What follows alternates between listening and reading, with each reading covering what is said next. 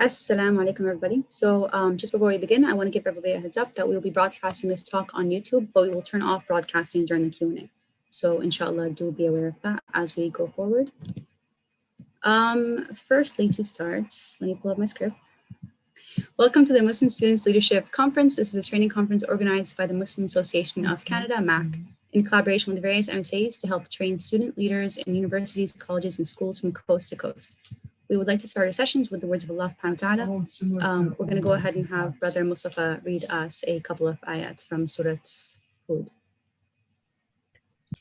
بسم الله الرحمن الرحيم ألف لام را كتاب أحكمت آياته ثم فصلت من لدن حكيم خبير ألا تعبدوا إلا الله إنني لكم منه نذير وبشير وأن استغفروا ربكم ثم توبوا إليه يمتعكم متاعا حسنا إلى أجل مسمى ويؤتي كل ذي فضل فضله وإن تولوا فإني أخاف عليكم عذاب يوم كبير إلى الله مرجعكم وهو على كل شيء قدير ألا إنهم يثنون صدورهم ليستخفوا منه ألا حين يستخشون ثيابهم يعلم ما يسرون وما يعلنون إنه عليم بذات الصدور وما من دابة في الأرض إلا على الله رزقها ويعلم مستقرها ومستودعها كل في كتاب مبين. I'll read the meanings of the ayat in English. Alif Lam Ra. This is a book whose verses are well perfected and then fully explained. It is from the one who is all wise, all aware. Tell them, O Prophet, worship none but Allah. Surely I am a warner and a deliverer of good news to you from Him. And seek your Lord's forgiveness and turn to Him in repentance. He will grant you a good provision for an appointed term and graciously reward the doers of good. But if you turn away, then I truly fear for you the torment of a formidable day. To Allah is your return, and He is most capable of everything. Indeed, they unfold what is in their hearts, trying to hide it from Him. But even when they cover themselves with their clothes, He knows what they conceal and what they reveal. Surely He knows best what is hidden in their heart.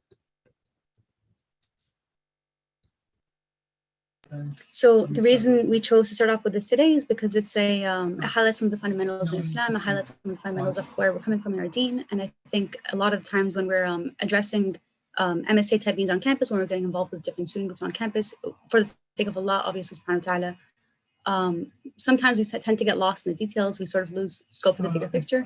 So inshallah, it's always important to stay grounded in the fundamentals. So we will continue with a land acknowledgement. So Bismillahirrahmanirrahim.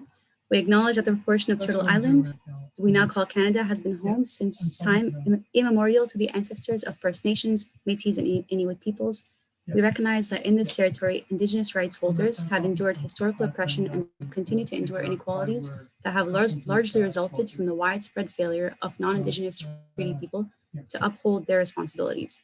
We accept that it is our responsibility to acknowledge the territories on which we work, live, and celebrate as a necessary first step towards honoring the original occupants of Turtle Island.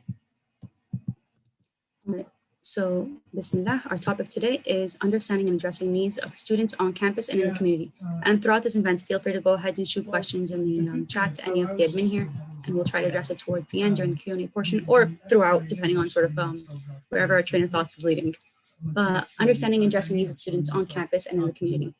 This topic came from you people. So MAC put out a survey towards sort of general public towards what people would be interested in listening to. And this was one of the most highly sought after topics to be addressed. And what's interesting is that it's also a very vague topic and it's very community focused. And that's interesting to me because I would assume that people who are generally involved in MSA spaces would have been more interested in, I guess, more specific topics catered towards actually running the MSA. But this is much more sort of generalized based on sort of people's individual experiences on campus, which is very fascinating. So the needs of students on campus, and community members on campus. What does that mean? That includes people like students, Muslim community members, faculty, staff, the Muslim group as a whole, as well as other Muslim groups on campus that may not be the MSA, but rather social rights groups, or whatever the case may be, that also exist on campus and require certain needs or permissions on campus. So inshallah, the speaker that we've requested to join us today is Sister Sara Attia. So Sister Sara is a mother, educator, and community activist. She's a graduate from the U of T Faculty of Engineering. She holds a bachelor and master's in chemical engineering, mashallah. And she's currently developing character education programs for MAC, Islamic private schools. So Sara has a lot of experience working with adolescents in the Muslim community, and currently serves as the director of youth at MAC, which is why we've invited her onto this particular panel because, or this particular, I guess, session lecture, because she has a lot of experience working with addressing individual needs on campuses or individual needs within student youth or Muslim youth. So inshallah, Sara, you can go ahead and add to your bio there. جزاك الله خيرا ديما. بسم الله الرحمن الرحيم. السلام عليكم ورحمة الله وبركاته. رب اشرح لي صدري ويسر لي أمري واحلل عقدة من لساني يفقهوا قولي. جزاكم الله خيرا. Everyone actually for joining us in this 3-day conference. We're super excited to be part of this conversation, to see what all of you have in mind, what all of you would like to discuss and take this forward, inshallah, to the next level. So truly honored and blessed to be part of this, inshallah. As Sister Dima introduced, inshallah, today I'll be talking about, the opening session of the conference, which is discussing specifically youth or student needs and challenges on campuses, specific to campuses, because this is the platform that we're in today. And I'm, just to give you a heads up, I'm going to spend a few minutes bringing in some of the research and the ideas that my position kind of has introduced me to, but I do look forward to hearing the second part of the discussion, which, hearing from Brother Omar, Sister Dima, other MSA members on the relevance of the discussion, what the challenges and the needs are on campus, and what proposed solutions are. So I look forward to really getting to hearing your feedback and engaging you. And as Sister Dima said, please feel free to, raise your hand, add to the Q&A or the chat as I go through it to make this, inshallah, as engaging and as interactive as possible, inshallah. As I pull up my slides, I have a couple of slides I'm going to share. I'd love to, generally when we're in a room, I love to see, who I'm talking to, who the audience are. So if you can put in your chat what MSA you're from or what city you're from, it'll be great to see who we have in the Zoom room here today. And then we can go from there, inshallah. So just give me a second. I'm going to pull up my slides, inshallah.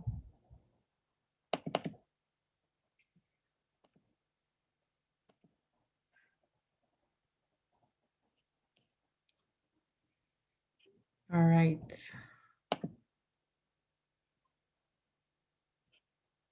Okay, Sister Dima, thumbs up. You guys can see the slides? All right, good. All right, so Rahim. Now, like I said, we're talking here about, inshallah, understanding and addressing the needs of students. And the premise that I'm going to be speaking to, first I'm going to tell you a little bit more about myself and what I do, just so you know where I'm coming from, like where the content, inshallah, that I'm going to share today is coming from. And then I'm going to present the research results that I think you're going to find very interesting. It speaks exactly to the youth challenges and pathways to resilience. This is a research study that's just really just fresh, new, specifically about Canadian youth, specifically about Muslim Canadian youth. So I think it will speak to you very much. And again, I'd love to hear your feedback on it. And then let's talk about some steps, inshallah, moving forward. For some reason, I can't see the chat, but I see people. Okay. All right. Okay, good. So now I see the chat. Alhamdulillah, we got people across different time zones. Jazakallah khair. Okay, so just tell you a little bit about MAC. So MAC is, for those who this may be, not familiar with our work, we have 13 chapters or cities, major cities that we work, that we are involved in, inshallah. So, and our primary purpose is to serve Muslims across Canada. In my portfolio, the MAC youth, our aim is to develop Muslim Canadian youth, the comprehensive understanding of Islam, who can be at the forefront of Canadian Muslim development. And we do this through creating positive spaces, right? Structured work, encouraging youth to meet their complex needs of belonging, purpose, and achievement.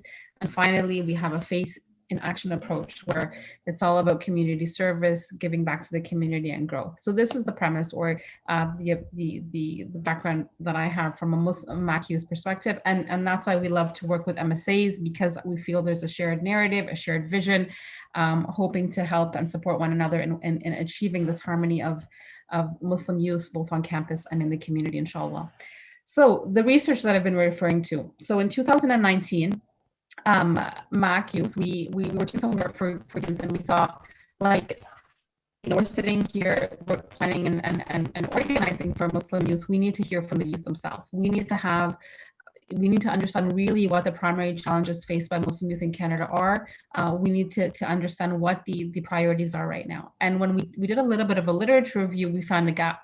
So there was a gap in the literature. There was a lot of research coming out of the US on Muslim youth, some research in Canada about about minorities, but nothing specific to Muslim youth in Canada. And we felt that we had a particular demographic here that we had to look at. So we commissioned a research organization, IRSS, the Institute of Religious and Sociopolitical Studies, to put this research together. So it was a qualitative study of 72 youth, and when we say youth, 13 like high school and universities, 13 to 32 from 5 major cities across Canada. And I'm going to share with you some of the results, and then we'll talk about it. So if anyone's interested in the research, I'll share a link at the end where you can access it, inshallah, online. So the study was primarily low to middle class Sunni Muslim youth from urban areas. 88% of the youth self-identified as Canadian citizens. 86% were involved in one way or another with Muslim or Islamic organizations now or in the past, and 100% said they were involved in the larger community. The primary challenge that was identified through this research was that Canadian Muslim youth, had the problem of dual identities or identity crisis or third culture problem. I'm interested to hear all of your feedback as to, if this is a surprise to you, if this is like pretty obvious based on your experiences on campus, like what your thoughts are around this. So I hope you can give me some feedback on this. But this was the unifying factor among all the study participants. And this obviously was based on different factors, and it also emphasized or led to other factors as well. So let's look at some of the quotes from the study. So 27-year-old guy said brother said people get separate identities inside and outside of the home because it becomes too much to bear. Who are we? Who are you? Why are you always the middle of two polarized identities belonging nowhere? A younger sister said Muslim youth are trying to balance their Muslim and Canadian identities. How can they balance it without losing any part of their identity? And so on. So you see the quotes there. You have different ideas around this concept of dual identity crisis, reconciliation of identities. So the study showed that there was a serious tension between both Muslim cultures, or an apparent tension between Muslim cultures or the tenets of Islam and then the non-Muslim culture that surrounds us. And some youth perceived this as incompatible, like the two were incompatible. And there was pressure. What was interesting as well, there was pressure from both non-Muslims and Muslim youth. So peer pressure from both the Muslim community and non-Muslim community to engage in activities that were outside of Islam, right? So this was actually both reported in the study. And so here are a few more quotes on what some young people said. It feels like it's not okay to fully practice our religion. The biggest challenge would be giving shape to being third culture individuals. The challenge of creating, maintaining, and constantly evolving a third culture, something that no one was trained or taught to do, right? And then, the brother, 25 years old from Edmonton, the perception that Islamic values are dissonant from Canadian ones is a big challenge. It forces a choice between them. So lots of really deep thoughts around, who we are as Muslim young people, what it means to be a practicing Muslim. Do we have to compromise? Do we have to choose? All of these things. Again, I'm interested to see what people's thoughts are on that. And this primarily challenged the idea of identity crisis, living with two identities. The youth themselves identified these factors that added to it. So generation gap, code switching, the sense like the constant burden of representing Islam, Islamophobia, and inter-community problems. And I'm going to touch on each of these really quickly, and then we'll go into the discussion. So generational gap. So people felt there was a gap between the generations, and this is a constant issue between their parents or the elders in the masjid. Also males, kind of male privilege versus sisters, and so on. So this was noted consistently. Code switching was the second one. So code switching is the phenomena where you're forced to kind of act differently or behave differently in different spaces. So you talk, you behave, you speak in one way at home or in the masjid, for example, and then you speak, behave, and talk another way when you're at school or with your friends or whatever. So this code switching was reported by many participants, and it was reported as kind of like a survival mechanism, but it also was very heavy and difficult and contributed to significant mental health issues. Number 3, burden of representing Islam. So both Muslim youth, both high school and university age, felt this constant need of like this constant burden of, being the ambassadors of Islam, and it's taking a toll on them when they're dealing with non-Muslims, be it in their, in their community spaces or in their school spaces. And this obviously complements the code switching part. And this was even more with sisters because many of them identify publicly with their hijab and so on. And again, there's some quotes there, a sister, a hijabi sister who's 16 in the GTA, there's an issue of being fully covered. It forces me to explain a lot, especially if I'm fully covered in 30 degrees weather. Another brother, it's a lot to explain. It takes a lot of energy, but it also makes me proud because this is who I truly am. So lack of understanding of Islam coupled with Islamophobia had a byproduct of this burden of representation. Islamophobia. Okay, this, if you pay particular attention to when this study was done, it was right after the New Zealand incident. I'm pretty sure if we did it now post London attacks, it would be even worse or even more exasperated. But all study respondents, all the youth in the study said they experienced Islamophobia either directly or structurally in their lives continuously. Again, some more quotes here. I'll let you guys read those. But both sisters and brothers experienced Islamophobia directly or indirectly.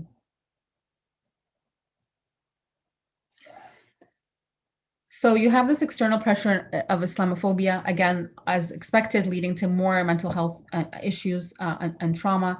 Again, it was right after New Zealand, so that was even more, but like constant news, the issues of the Ummah, the Islamophobia here at home, it was just a lot for young people to carry. Finally, intra-community problems. So within our Muslim community, 74% of respondents felt that their identity issues were even, made emphasized within their community. So judgment, the sense of being judged within our Muslim community, lack of Muslim community inclusion, infrastructural problems. So specifically in the masajid, in the spaces, youth, women, Black Muslims, so different parts there as well to look at. And so Muslim youth were not finding the adequate spaces or programming that could help them navigate these issues. All right, so those were the challenges reported by the youth. One more point here, sense of belonging. So when they were surveyed around the sense of belonging, this is what came out of the survey. 12% reported that they belonged in the Muslim community. 24% of the youth felt that they didn't belong in the Muslim community. 40% of the youth reported that they belonged in the Muslim community, depending on, different factors that were there, racism, and whatnot. 18% of the youth reported that they belonged in Muslim communities depended on their degree of practice. Okay, so this was some of the data that came out there, shocking to some people. Looking at that, 1.5% of youth reported that they felt that they belonged in Canada, only 1.5%. 80% said they did not feel that they belonged. 17% said the question was not relevant to them. They didn't consider nationalism to be a primary category of belonging. And so these numbers, this data really lends to the idea that belonging has a significant impact on physical and mental health of the youth. All right. So that's in terms of where the research is at. Again, the youth felt that their sense of belonging would be helped if they were contributing in a meaningful way, if they found people who were similar to them, like-minded to them, and if they were purposefully welcomed with inclusive rhetoric in different spaces. So again, here are some more quotes from the youth. You have to contribute, you have to believe you're here for a reason. People love to feel we are contributing to something that gives us purpose in life. It makes us feel alive. Another brother in the GTA, belonging is about being a participant, but the community had to be willing to accept that participation. Okay, and there are many quotes similar to that. Now I'm going to end off the research section with some of the outcomes that were reported of these primary challenges, and these percentages here are not necessarily the percentage of the youth in the study who were struggling with these things, but it was what the youth felt that the percentage of the outcomes of the primary challenge. So they felt that the identity crisis So 46% of the youth, for example, felt that one of the the outcomes of the primary challenge was a lack of community belonging or desire to belong. 65% said that mental health problems were the outcome of this identity crisis. 44% said that your relationship with Allah, it was negatively impacted. 15% positively impacted by this identity crisis. Again, forced assimilation, losing your deen, 21%, extremism, 11%, and so on. You can see the numbers there. So a lot of issues that came out of the primary challenge of the identity crisis. So continuing, so that so far is where the data is in terms of what youth, the challenges or the needs are. Now let's look at some resiliency factors. Again, this is from coming right out of the research. This is what the youth themselves reported on, what they felt that helped mitigate some of these issues. So the 5 things were economic status. So obviously the better economic status, the better they are positioned to kind of be resilient. Race, so specific races, those who felt that they could assimilate more with the outside population felt that that helped them out. So genders, some youth felt that males had a certain privilege that helped them be more resilient in some of these situations and so on. Social support and personal religiosity. I'm going to focus a little bit on social support and the last one there, personal religiosity, because I feel that that's where the discussion around the MSA, inshallah, can help us take it forward. So these factors can either be mitigating factors and help, or if they are, challenging in themselves, they can make it even worse, right? So if you're on the negative end of the economic status, for example, it would lead to a worse situation for you. Now let's look at social support and somebody's asking somebody's asking in the chat how many people responded to the survey. Oh, sorry, I can't see the chat. I'm going to try to get out of the setting so I can see it. So it was a qualitative study, not a quantitative study. So there was 72 people who responded to the survey. It was an interview or focus group type of study. And the researchers continued the study until they reached saturation. So it was a sound study research-wise. And so this is where it is. When you look at the percentages again, because I get this question a lot when we present this research, it's not reflective of 100% of our youth in Canada, but it's reflective of the feelings and thoughts of the youth, and it was quite a good demographic that I didn't have time today to speak about the demographic culturally, in terms of gender, community, but the research had the full spectrum in terms of diversity there. So. All right, just check the chat here.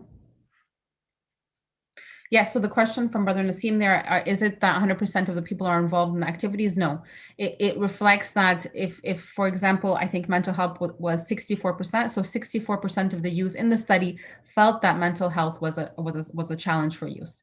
21% felt that leaving the deen was a challenge for youth, and so on. So it was their opinions on what they thought were the biggest challenges for youth. It wasn't their own activity. So it didn't mean that 21% of the youth were leaving Islam from the ones that were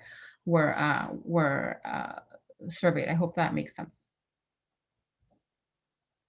All right, so moving on here. Okay, so social supports. So the idea of social supports here, I think I missed a slide.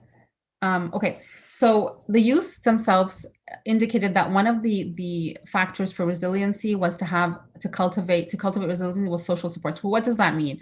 It means having, that sense of community, having that group that will help you through. And they gave different examples. For example, religious leaders who generally had an interest in investing in the community. Again, none of this is my words here. It's all coming out of the study.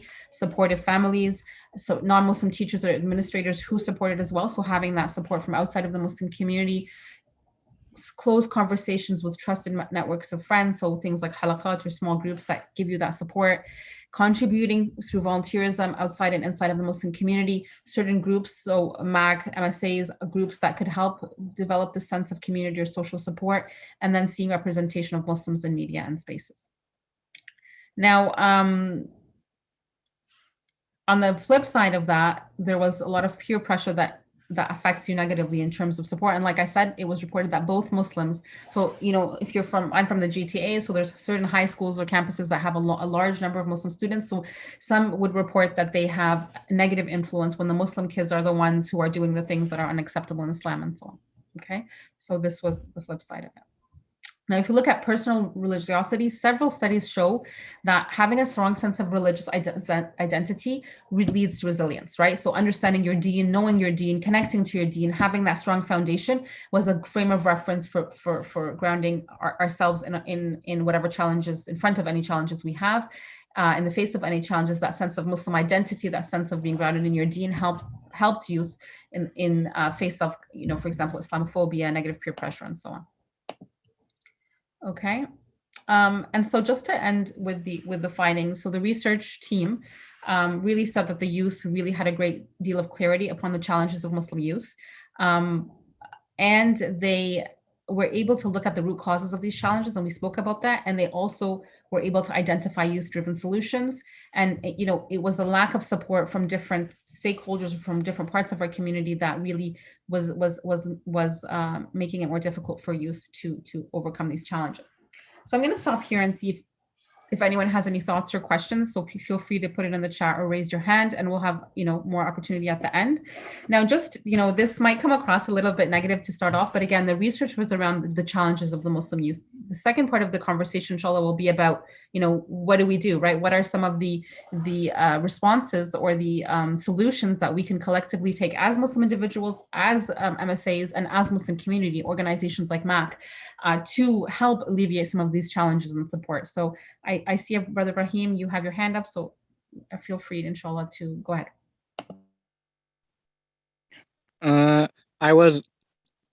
I'm like Pakistani myself, so I'm not one of a Muslim minority that's like, I don't quite have that intersectionality, but I do think that the MSAs could definitely do a lot for the race, like for the racial factors, if not the economic situation, because I've been hearing a lot about how racism is an unaddressed problem in a lot of Muslim spaces. I definitely agree with you that inshallah the MSAs can be a place where solutions can be found for issues of racism, lack of inclusivity, and other issues that were addressed here. I'm hoping inshallah the discussion in the second half will be able to address some of those. I'm just trying to navigate here in terms of hands. I see Brother Naseem, you want to add something? Go ahead.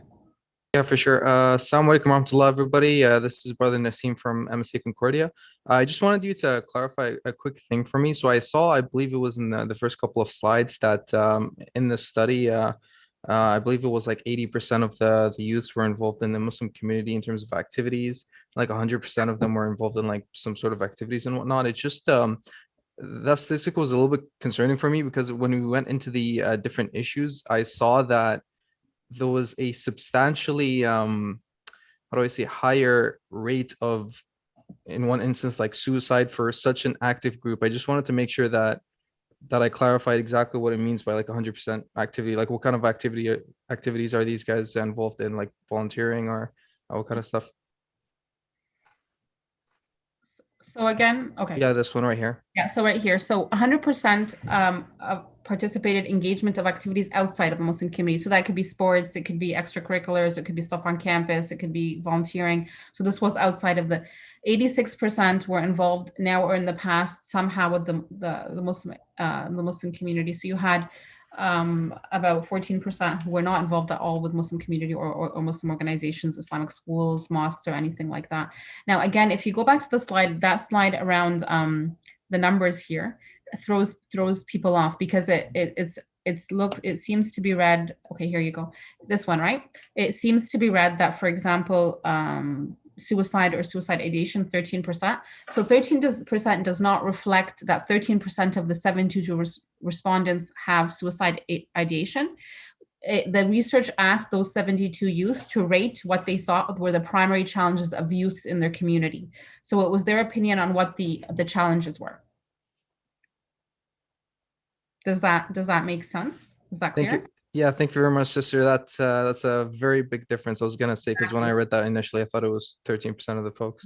So not 13%, or for example, 17% being, teen pregnancy. It's what they believed were the challenges of youth. So we were asking youth opinion, or the researcher was asking youth opinion of what the primary challenges, the outcome of primary challenges are in their opinion. So again, this is their thoughts around, it's as if I took a survey here in our room here and asked, what do you guys think the top issues on your campus are? So it doesn't reflect your personal issues, but what you think is in your space. All right. So that's an important clarification. Thank you, Brother Nassim. All right, so let's move on to look at here the solutions. I think that's where we want to take this conference, inshallah, forward. I think that's where you, as MSAers, as students, as youth who are in your communities, really can play an active role. And so what we did as in MAC, so from this research, from our work in our 13 youth groups and on our schools, we do have 9 schools as well, of which we have several high schools. We now took the data and said, what are we going to do with it? How are we going to make a difference? And this is where we feel that we can work on building Muslim youth identity, because Muslim youth identity was the #1 challenge that was reported across this research and other research as well. Like this, the research was many, many pages, as you guys know. I'm just summarizing it today in 10 minutes, right? So I'm going to talk about 5 things. So clarity of what Muslim identity means, building internal strengths, through the connection with Allah subhanahu wa ta'ala. I'm going to talk again a little bit about social supports. We touched on that already. Meaningful contribution and the concept of izzah, or glory of Islam. So let's go through that, inshallah. So first and foremost, I think it's important to talk a little bit about Muslim identity, or the concept of identity. And as Muslims, our identity is we're the abd of Allah subhanahu wa ta'ala. So we're servants of Allah subhanahu wa ta'ala. That is our core identity. We are the servants of Allah subhanahu wa ta'ala. This is, we believe is our purpose of creation. When we submit to Allah subhanahu wa ta'ala as Muslims, this is what it means, right? And this is what we believe is, our source of freedom, our source of, connection with Allah subhanahu wa ta'ala in this world, inshallah, and in the hereafter. So as Muslims, as Muslim young people, as Muslim youth, as Muslim community, we must first and foremost embrace our core identity as Muslims, as Islam, in the comprehensive sense. And what do I mean by that? That means as me, as Sarah, as a Muslimah, whether I'm a mother, as Sister Dima introduced me, I'm an educator, and, I'm an engineer by training, I'm into social justice, I enjoy certain activities, all of these parts that make up who I am is part of my Islam as a Muslim. My Islam is what, leads me, motivates me, directs me. And this is how and so there's no reconciliation, there's no need to kind of, there's no clash between the different parts of who I am. It is more about my Muslim identity, my Islam, because our Islam is a comprehensive way of life, a complete way of life, drives all parts of my identity, as long as it's in line. And, this is an important point, as long as all of that is in line with what pleases Allah subhanahu wa ta'ala. All right. And so this is an important point that we need to kind of internalize. We need to promote amongst the youth and the community that we're working with, and that we need to understand that our Islam is the core identity that drives and has plenty of space and a room for all the different parts of who each and every one of us are as individuals. Obviously, what drives us is what the pleasure of Allah subhanahu wa ta'ala, and what will lead to his pleasure in Jannah, inshallah. So that's the first point. The second point is building internal strength. And I think it's really important. I do a lot of work with high school students and youth in general. And we can speak a lot about the practices of Islam, and this is very important, but the underlying, asking the big questions, right? What was the purpose of our creation? Having that direct connection with Allah subhanahu wa ta'ala, specifically through worship. And I think some of the other sessions, inshallah, will touch on that. But knowing why we're here to worship Allah subhanahu wa ta'ala, as I said, to get his pleasure, to establish the world in a good way, to live healthy moral lives, to help society in the best way, and so on. And when we have this direct connection with Allah subhanahu wa ta'ala, we build that internal strength, that is self-worth, that our self-worth is driven through our love of Allah subhanahu wa ta'ala, through our connection of Allah subhanahu wa ta'ala. That when we have any crisis, be it like Islamophobia, be it personal crisis and difficulty, one of the main ways that we know is that knowing Allah subhanahu wa ta'ala is in full control and turning to Allah subhanahu wa ta'ala in times of difficulty. And what's coupled with that is building our Islamic knowledge. So again, here I'm talking about building our internal strength, our internal resilience as Muslim individuals, and then the community, right? So as individuals, it's not enough just to be strong people. We need to have a structure, like a social support of strong people in the collective. So straight from the research here, the first part, that one of the pathways to resilience is not only personal religiosity, but to come together as a community, both non-Muslim and Muslim communities. And so to have that support system. So as community builders like myself, or as MSAs, we need to have opportunities. And I think that's the primary role of MSAs, youth leadership, and areas to not only lead and contribute, but to build those spaces for youth, mentorship, religious circles, community groups, social spaces, and so on, where this social support can be driven. Because social support, as we saw from the research, and I think all of us can acknowledge and appreciate, that is one of the main factors of that sense of belonging and that resilience that we need as a community, and to build youth Muslim identity. And inshallah also, again, to provide that mental health support that's needed for the struggles that many of us will go through. The third point is meaningful contribution. And again, we touched upon that in the study, that one of the ways that to develop a sense of belonging and identity is to give back, to make a difference. And that's why, again, MSAs, I think, and community organizations play such a strong role, because it provides young people a chance to do something meaningful. And we don't only do this because, again, it makes us feel good or sense of purpose, it gives us a sense of purpose, but it's also because it's core to our deen. So this is driven for us as Muslims from something deeper. We know that this is part of our deen, that we should be always looking to make a difference to our local communities, to our global community, that we should be activists in all the different spaces that will require, inshallah, that growth and development. And again, like I said, it is one of the primary factors that leads to resilience. It leads to a sense of belonging, and it leads to Muslim identity. Finally, one of the themes that I think we need to think about, which is really an interesting one, is the concept of izzah. And I put that word in Arabic because it's hard to translate. So I put it in Arabic to remind myself. And the best translation I found of it is the glory of Islam.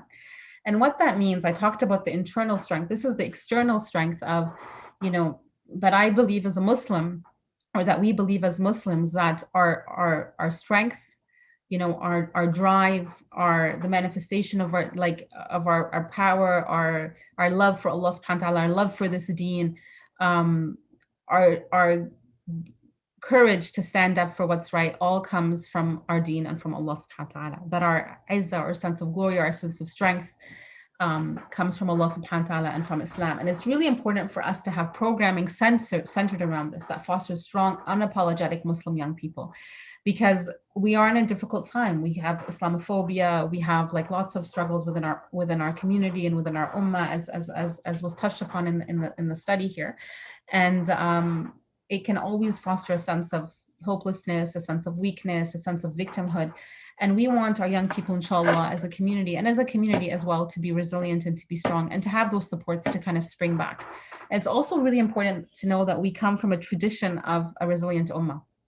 And so if we look at our seerah, if we look at our Islamic history, the ummah has had its ups and downs, and we are a resilient ummah. Allah subhanahu wa ta'ala has given us the tools, has given us the stories in the Quran, has given us the